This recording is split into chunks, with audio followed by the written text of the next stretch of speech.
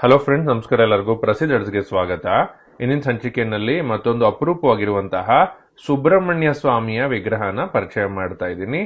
ಸಾಮಾನ್ಯವಾಗಿ ನೀವು ಸುಬ್ರಹ್ಮಣ್ಯ ದೇವರನ್ನ ನವಿಲ್ ಮೇಲೆ ಕುಳಿತಿರುವಂತದ್ದು ಅಥವಾ ನವಿಲ್ ವಾಹನವಾಗಿರುವಂತದ್ದು ನೋಡಿದೀರಾ, ಆದರೆ ಆನೆ ಮೇಲೆ ಕುಳಿತಿರುವಂತಹ ಸುಬ್ರಹ್ಮಣ್ಯನ ನೋಡಿರಕ್ಕಿಲ್ಲ. ಇದೇನು ಆನೆ ಮೇಲೆ ಕೂತಿದ್ದಾನೆ ಸುಬ್ರಹ್ಮಣ್ಯ ಅಂತೀರಾ?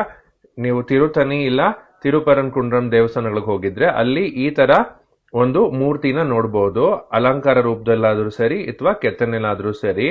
ದೇವಸೇನೆ ತಂದೆ ಬಂದು ಇಂದ್ರ ಆಗಿರ್ತಾನೆ. ಇಂದ್ರ ಐರಾವತನ ದೇವಿಗೆ ಅಥವಾ ಸುಬ್ರಹ್ಮಣ್ಯನಿಗೆ ದಾನವಾಗಿ ಕೊಡ್ತಾನೆ. ಹಾಗಾಗಿ ಆನೆ ವಾಹನದಲ್ಲಿ ಕೂಡ ಸುಬ್ರಹ್ಮಣ್ಯನ ನೀವು ನೋಡಬಹುದಾಗಿದೆ.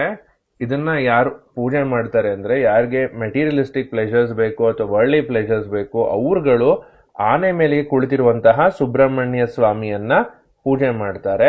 ಮತ್ತೆ one of the rare different kind of Subrahmanya, not easily found everywhere. ಮತ್ತೆ ಇದ್ರ ಬಗ್ಗೆ ಒಂದಿಷ್ಟು ಮಾಹಿತಿ ತಿಳ್ಕೊಂಡು ಇದು ಯಾವ ತರ ಕಾಣುತ್ತೆ ಅಂತ ಒಂದು 360 ಡಿಗ್ರಿ ವ್ಯೂ ನಲ್ಲಿ ನೋಡೋಣ ಬನ್ನಿ.